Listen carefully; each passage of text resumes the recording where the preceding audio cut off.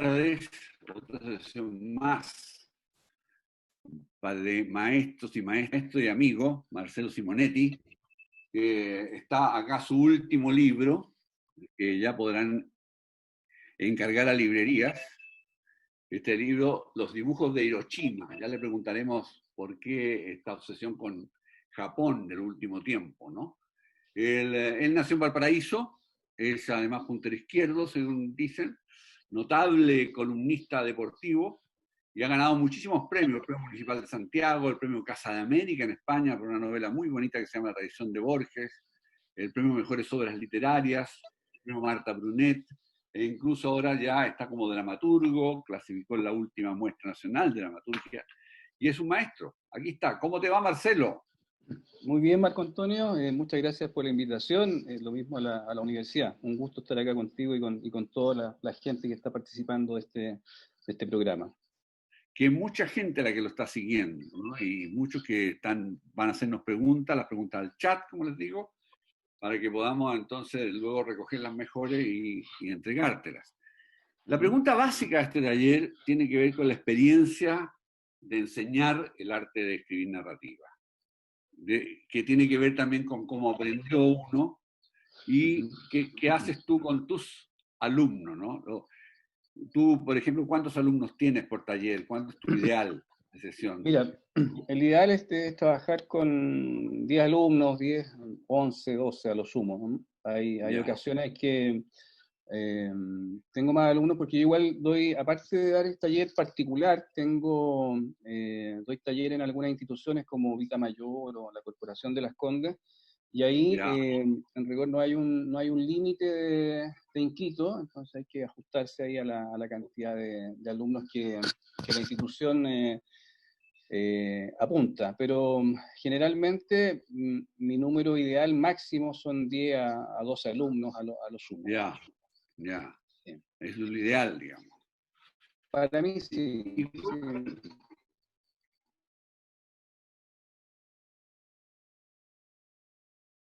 Y cuéntame, ¿cómo vas?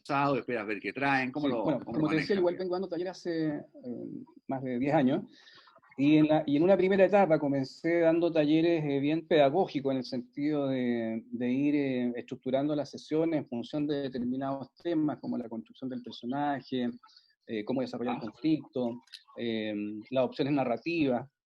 Pero de un tiempo a esta parte, a partir yo creo que de los últimos 3 años, ya trabajo que es full escritura, y en el que vamos trabajando, sí, escritura 100%, o sea, no ocupo el tiempo de la sesión para hablar de un tópico en particular, de manera estructurada, sino que lo que vamos haciendo es leer cuentos de los alumnos sesión a sesión, a partir de un sistema que me ha dado harto resultado, que tiene que ver con con esto no estoy descubriendo la pólvora claramente, pero quiero decir, a partir del pie forzado, ¿no? El habitual pie forzado. Entonces, yo todas las sesiones doy un pie forzado, que trabaja sobre algún aspecto de la historia y generalmente también a partir de algún recurso técnico, y en función de eso los alumnos escriben.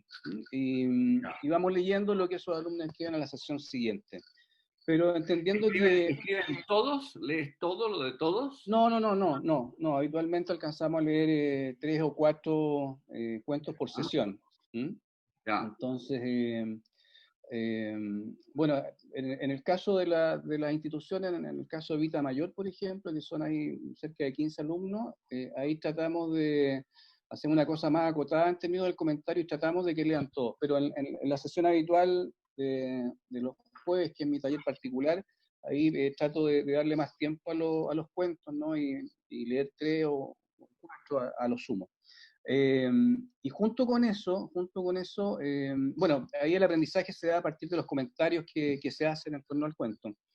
Y junto con eso, porque creo que una parte del aprendizaje de la escritura de cuentos, porque básicamente yo doy talleres de cuentos, no de novela, tiene que ver con el escribir, ¿no es cierto?, y con el ensayo y error. y con la cosa técnica, pero también trato de ampliar la mirada de los alumnos en el sentido de que yo soy muy partidario de que buena parte de la escritura no solo se da en el trabajo escritural, sino que también en el trabajo lector. Entonces, junto con dar estos preforzados, lo que hacemos es una sesión, comentar algún libro de algún autor maestro, por decirlo de alguna manera, y analizar cuáles son las características de ese texto y qué estrategia narrativa o herramientas podemos tomar de ahí para incorporarlos a la escritura propia. Y al margen de enviar el cuento, también trato de enviar algún texto donde ellos se refieran al tema escritural o alguna entrevista. Yo en general soy muy fan de escuchar podcasts o de ver entrevistas a autores en la red, porque siento que en ese proceso, en el proceso de la entrevista, muchos autores develan parte de sus secretos y su experiencia, y eso a mí al menos me nutre harto, digamos, aparte de entretenerme, ¿no? Conocer la cocina de la escritura. Entonces, generalmente cuando envío material de sesión a sesión, aparte del pie forzado y el cuento maestro, añado un link a alguna entrevista de algún autor. Y ahí ya depende del alumno si lo lee, si ve la entrevista o no. Tú has de leer algunos libros de entrevistas también, ¿no? O sea, leer libros de entrevistas, no, pero a veces saco o recojo entrevistas de los medios o de algún libro y se la envío a los alumnos. Pero no ¿Y lo qué digo libros, por ejemplo, sobre formas de escribir, confesiones, digamos? Perfecto, sí. Usas. Mira, bueno, en atención a lo que te decía respecto de que me interesa mucho la vida de los escritores y la cocina escritural, me compré esta colección que se llama Confesiones de Escritores. ¿Ya? Son 3 tomos, ¿no? Yo tengo 4, me parece que son 5 tomos, a mí me falta uno, pero está... Claro, son los reportajes de Paris Review, ¿no?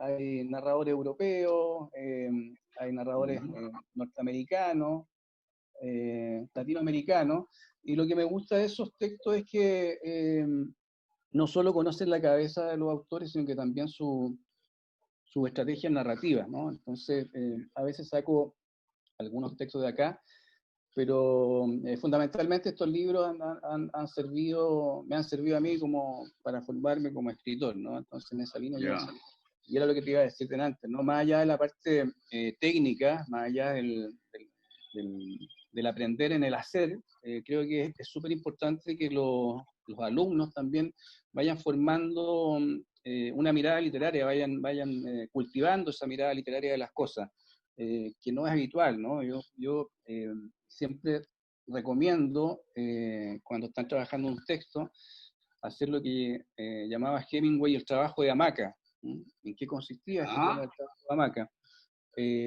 En la posibilidad de llevar la historia contigo antes de comenzar a escribir o antes de comenzar a desarrollarla. Bueno, yo me imagino que esto lo hacía Hemingway en La Habana, hamacándose literalmente, pero como no todos tenemos hamaca, y no todos tenemos el clima privilegiado de Cuba, lo que yo les digo a los alumnos es que cuando tengan una idea, traten de llevarla consigo a todos lados, ¿no? que la tengan en la cabeza, y que comiencen a vislumbrar caminos posibles de esa historia, ¿no? Y cuando ya la tengan lo suficientemente madura, se sienten a escribir. Lo digo esto no como una receta única, porque hay distintos caminos para trabajar una historia, pero a mí me sirve mucho eso, ¿no? De llevar la historia puesta en la cabeza, de darle vuelta. Y sobre todo cuando a veces uno se encuentra con una pared infranqueable, a veces es bueno hacer este ejercicio, ¿no? De llevar la historia consigo, porque en el momento menos pensado te encuentras con una situación que te va a ofrecer la clave para la solución de la historia.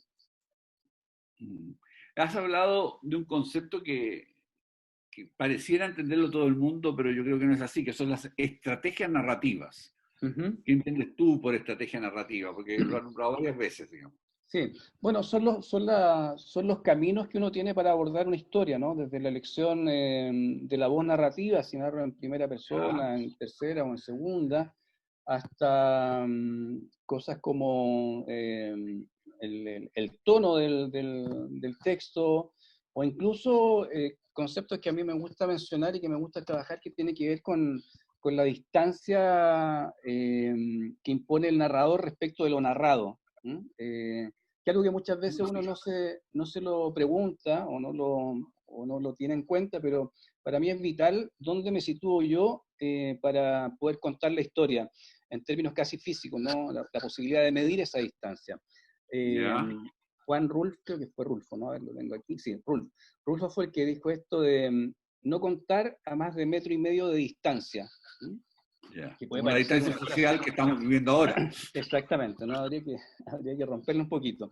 Porque siento que aquellas historias que se narran desde la lejanía, ¿no? Con un narrador muy distante, muchas veces nos generan el efecto de cercanía que para mí todo cuento debería tener. Yo celebro mucho cuando los cuentos tienen o le permitan al lector acceder a una intimidad que de otra manera no podría acceder, ¿no? Y eso tiene que ver con poder acercarnos a la historia de los personajes. Me parece que creo que es Cortázar el que habla de cuenta como si fuera uno más de los personajes que viven en la historia. Apuntaba también a lo mismo, ¿no? A contar la historia desde dentro. Obviamente, con el fin de darle ritmo narrativo, uno a veces puede tomar distancia, ¿no? Pero lo importante es, perdón, poder manejarse en esa distancia corta, ¿no? En narrar a menos de 1,5 metros de distancia. Entonces, bueno, eso también es una estrategia narrativa o la posibilidad de fragmentar la historia. En fin, hay una serie de decisiones que uno, a esta altura, digamos, yo ya llevo harto tiempo escribiendo, una las toma de manera inconsciente, ¿no? De manera natural, pero que en una primera etapa son decisiones que los alumnos deben racionalizar y darle más de una vuelta antes de poder elegir, digamos, cómo escribir un cuento, porque pasa a veces que uno se larga a la escritura de una historia y muchas veces en ese arranque espontáneo no toma siempre las mejores decisiones, ¿no? Y creo que hay que tener conciencia de ello en un inicio, ¿no? Ahí hay una cantidad de temas también que has ido nombrando, ¿no? Que hacías al comienzo, de revisar construcción de personajes, desarrollo del conflicto, trama. Y la pregunta que te quería hacer es, ¿dónde notas las carencias más frecuentes en los alumnos, ¿no? ¿Qué es lo que menos saben? ¿Dónde necesitan más ayuda? Ya. Yo creo que muchos alumnos llegan a los talleres pensando que saben escribir cuentos. Ya. Y el cuento es un género que tiene algunas reglas que son importantes, ¿no? Ya. Por ejemplo, hay algo que decía Raymond Carver, y que entiendo que es una frase que tomó prestada de un escritor inglés, Pritchett, que dice que el cuento es algo vislumbrado por el rabillo del ojo, una cosa que pasa por acá. El cuento nunca se cuenta de frente, nunca ves la historia expuesta en su totalidad, porque creo que lo fundamental del cuento es ese territorio un poquito ambiguo, que deja el autor en la historia para que el lector pueda entrar en ella y haga propio el cuento, ¿no? Entonces, yo creo que ese concepto, ¿no? de algo que no o contar una historia sin contarla, es algo que a los alumnos les cuesta, digamos, aprender, o digamos, lo desconocen cuando entran a los talleres, y hacer el cambio de switch muchas veces les resulta un poco complejo. Eso por un lado.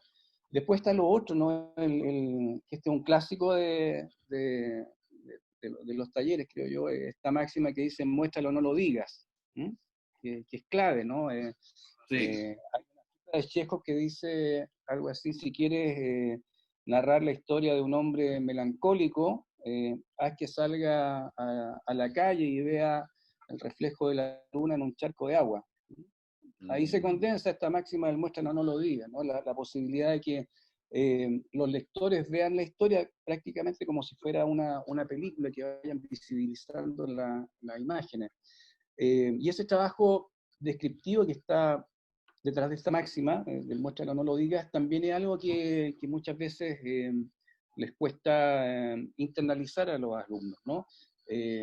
O el hecho de no ser explícitos, ¿no? O de no caer en la sobreexplicación. Porque yo me acuerdo de los tiempos que era alumno, yo partí asistiendo a los talleres de Jaime Collier, y después también estuve en algún taller con Carlos Franz, y me acuerdo que las grandes disyuntivas que uno tenía al momento de contar una historia era saber si lo que yo estaba contando y los recursos que había utilizado se iban a entender por el lector. ¿Ah? Siempre decía, pucha, ¿se entenderá o no se entenderá?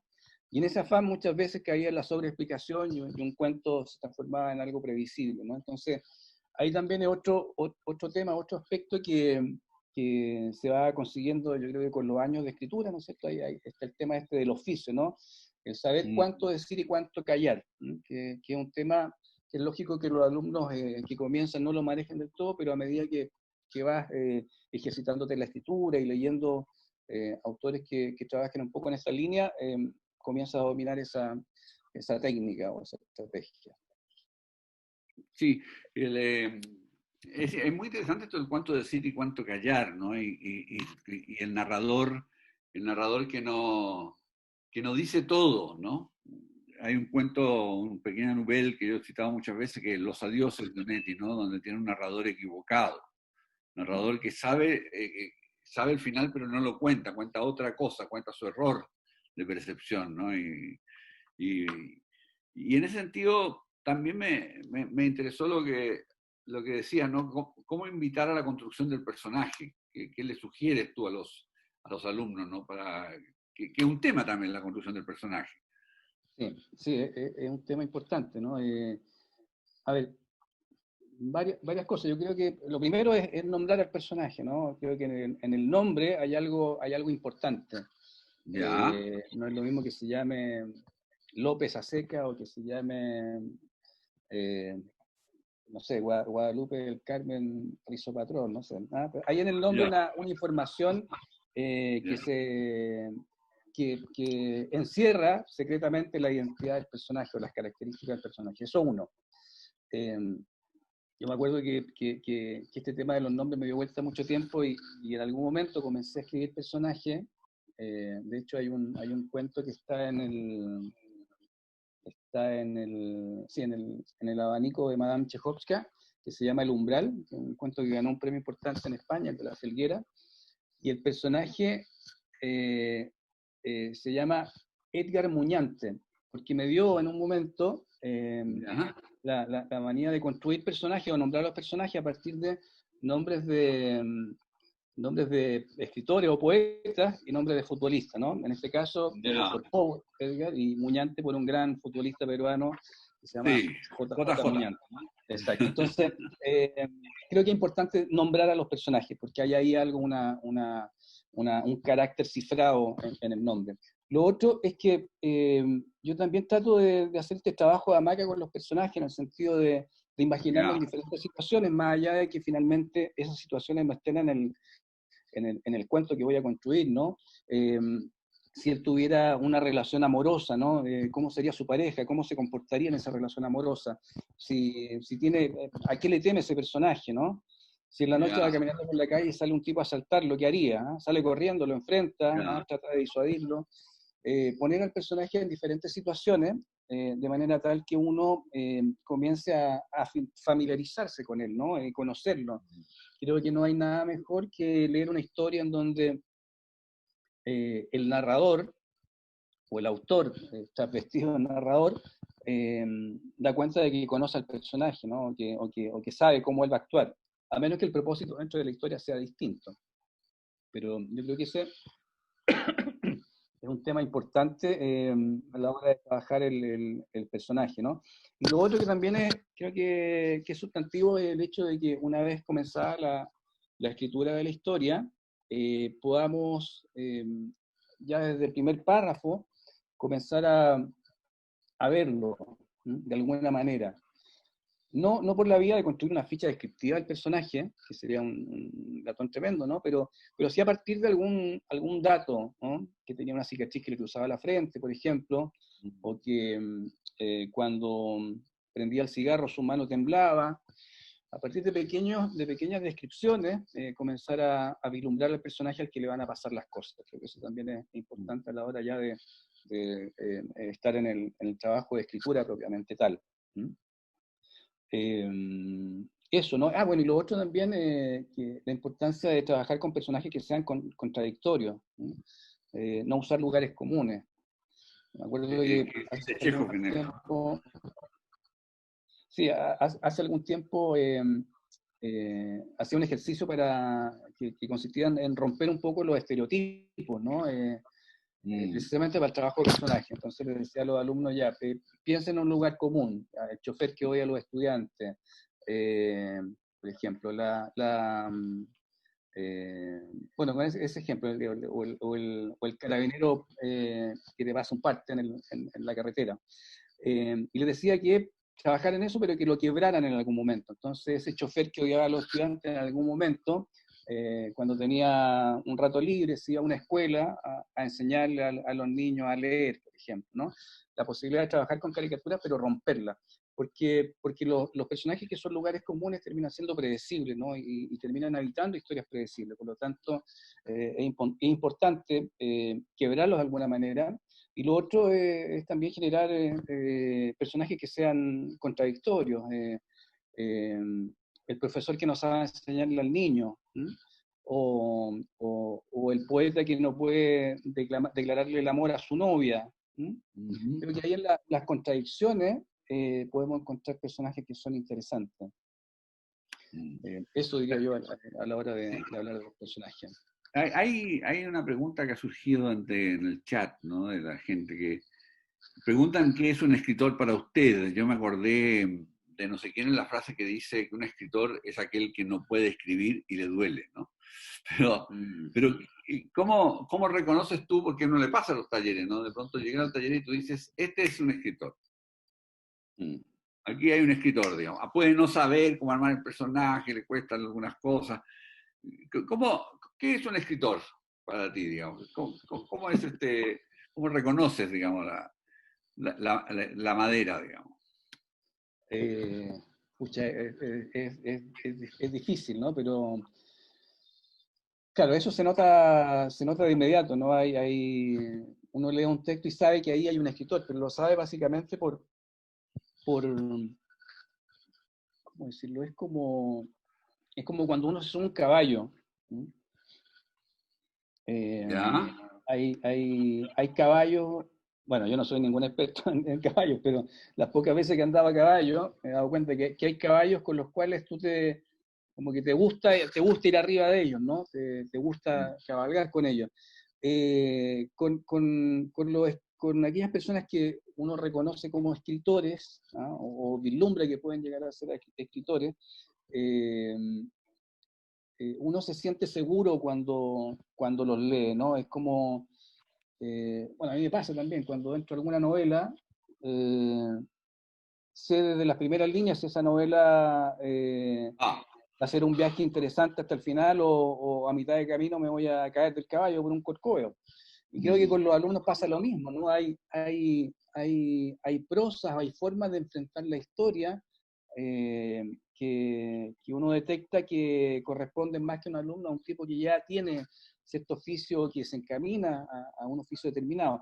La falta de prisa, por ejemplo, creo que es un buen síntoma, ¿no? Hay muchos alumnos que dicen, pucha, ¿sabéis qué? Lo escribí de una página y media para no latear, para no aburrir. No, pues mala cosa, ¿no? Porque hay situaciones en que vale la pena detenerse, ¿no? No todo, es cierto que hoy en día estamos cruzados por la instantaneidad y por la lógica de las redes sociales, pero cuando uno lee una historia, cuando uno escribe una historia, hay momentos en que vale la pena detenerse, ¿no? Y hay escenas que por ahí se pueden extender por más de una página y bien por ello, ¿no? Entonces, cuando hay alumnos que trabajan de esa manera, cuando no le tienen miedo a una narración un poquito más morosa, o los que trabajan una oración larga, de manera impecable, creo que ahí te das cuenta de que ese alumno tiene pasta.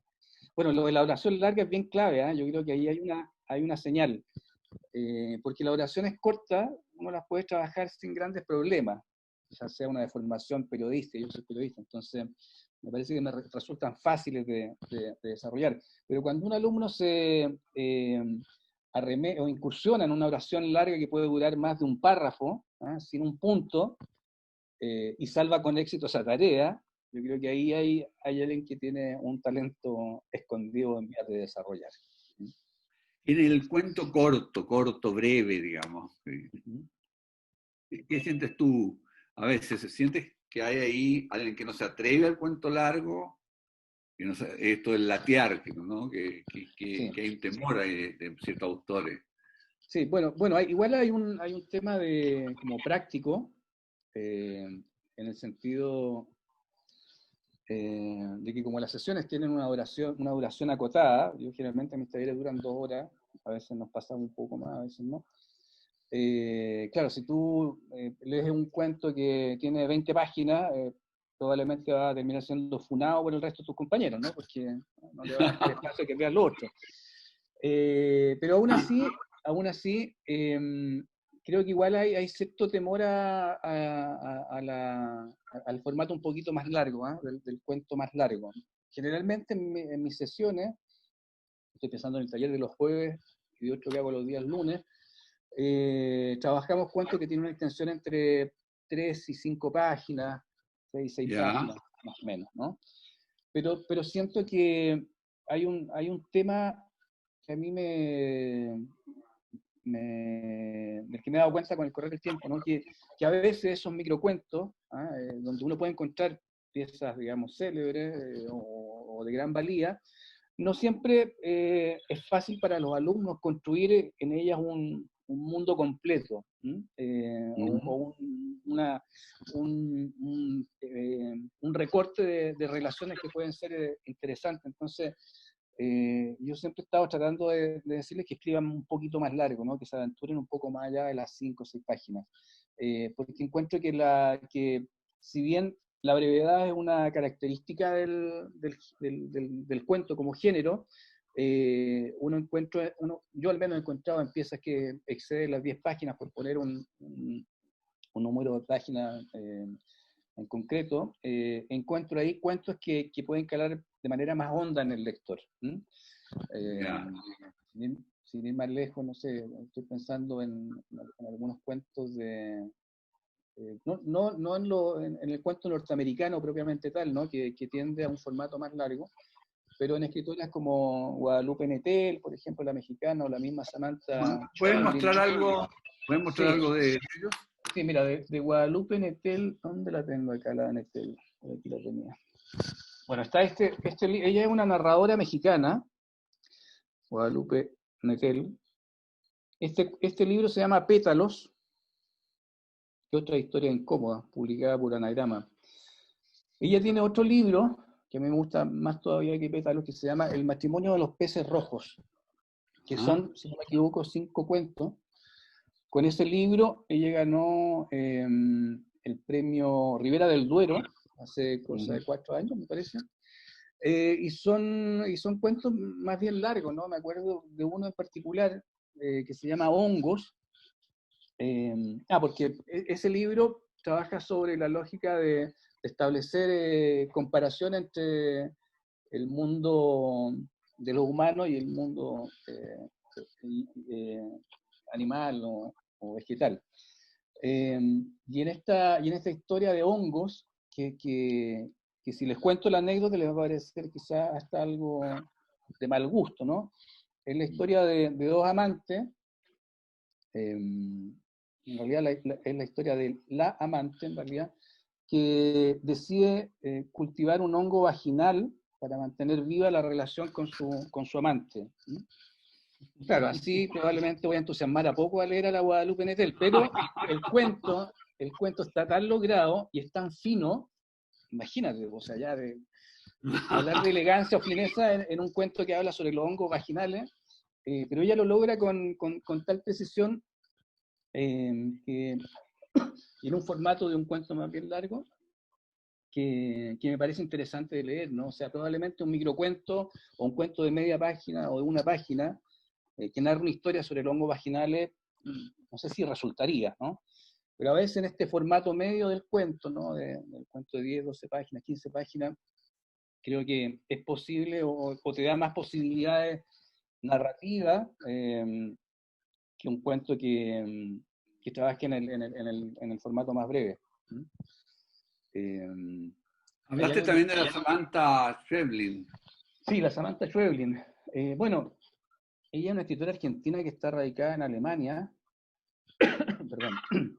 Y tengo acá un libro de ella, Pájaro en la boca. Ella también ganó el premio Rivera del Duero. Lo ganó con un libro que se llama, y que lamentablemente solo lo tengo en digital, se llama Siete casas vacías. Y lo que tiene Samantha Schweblin, que a mí me parece muy interesante, es que ella trabaja en ese cuento en particular el concepto o cuestiona o pone en cuestión el concepto de la normalidad. ¿Qué es lo que es normal y qué no es normal? Y trabaja sobre los prejuicios del lector. Y aquí hay algo que es bien interesante porque yo le contaba antes a Marco Antonio que a mí me gusta escuchar mucho podcast o entrevistas. Y en una entrevista que le hacían a Samantha Schweblin, ella decía lo siguiente, que son como pequeñas máximas que igual yo voy recolectando, ¿no? Ella decía, tengo por acá, ella decía que tan importante como escribir en el papel o en la pantalla del computador, o mejor dicho, que había una literatura que se escribía en el papel, ¿no? O en la pantalla del computador, pero que había otra parte tan importante o más importante que esta, que era aquella que se escribía en la mente del lector. De hecho, cuando le escuché esa frase me quedó dando vuelta porque no la entendí del todo, ¿no? ¿Cómo era eso de escribir en la mente del lector? Y claro, pues esa máxima se relaciona un poco con la teoría del iceberg y con Hemingway, ¿no? En donde que plantea que la historia que leemos finalmente es la décima parte de toda la historia, que no hay parte que está sumergida, ¿no es cierto?, bajo el agua. Y lo que plantea Samantha Schweblin tenía relación con eso, ¿no? Ella dice que aquello que sabe el autor y que sabe el lector, no es necesario escribirlo. Aquello que sabe el autor y que sabe el lector, no es necesario escribirlo. Porque plantea que hay muchas cosas que uno puede ir deslizando en la cabeza del lector a partir de alusiones, sobreentendidos, ¿no? Y que es importante programar, así como uno programa la escritura en el papel o en el computador, ¿no es cierto? Es importante también programar la historia o aspectos de la historia que van a ir o que van a ser escritos solamente en la cabeza del lector. Y eso es algo que a mí me voló la cabeza y que está sin duda en Siete casas vacías. Hay un cuento que yo recomiendo mucho de Siete casas vacías, o sea, bueno, el volumen entero, pero uno que se llama Un hombre sin suerte, que incluso lo pueden encontrar en las redes, ¿no? Lo han liberado, lo han puesto a disposición de quien lo quiera leer. Y Un hombre sin suerte narra la historia de una niña que está de cumpleaños, a la que por un accidente doméstico, el cumpleaños termina pasando a segundo plano y quien toma protagonismo ese día es su hermana, que toma un vaso de lavandina, me parece que es como cloro, ¿no? Y se intoxica y la tienen que llevar al hospital. Y cuando está en el hospital, la dejan sola un momento. Perdón, antes, bueno, no quiero arruinar el cuento, pero en la ida al hospital, el papá desesperado al ver el atasco que hay, le dice que le pase algo blanco para sacar por la ventana y dar cuenta de que van avanzando en una situación de emergencia. Y lo único que encuentran es la ropa interior de la niña, ¿no? Una bombacha blanca, ¿no? Y se la pasan. Y bueno, el asunto es que ella queda esperando en la sala de espera a su padre y a su hermana sola, y se acerca un hombre que comienza a buscarle conversación. Y ese hombre la convence por el hecho de que es su cumpleaños, él le va a comprar un calzoncito, digamos, para que se ponga. Y la saca de ahí y la lleva a una tienda. No voy a contar más, pero muchos de lo que, o la gran parte de los que leen ese cuento, están seguros de que el hombre es un tipo que va a abusar de ella, ¿no? Sin embargo, en el cuento no hay ninguna evidencia mayor, alguna prueba incriminatoria de ello. Entonces, muchos de los cuentos que están escritos en Siete Casas Vacías apuntan a eso, ¿no? A jugar un poco con los prejuicios que nosotros tenemos respecto de las cosas y a cuestionar, obviamente de manera implícita, aquello que es normal de lo que no es normal. A ella la encuentro una autora que se maneja muy, muy bien en el cuento. En más, y ella en tiene la una novela. novela, sí, eso te iba a decir, ella tiene una novela que se llama Distancia de Rescate, que dice que es un cuento alargado, ¿no? Que no es una novela, a diferencia de la última que es Kentucky, ¿no? Bueno, ella es una autora que suelo enviar cuentos de ella, digamos, a los alumnos para que la lean. Me parece que hoy en día es una autora que vale la pena leer, así como la Guadalupe Nettel también. ¿Y qué otros textos sobre el escribir usas de repente, las recomiendas, digamos? Sí, bueno, Piglia para mí es clave, sobre todo la tesis sobre el cuento.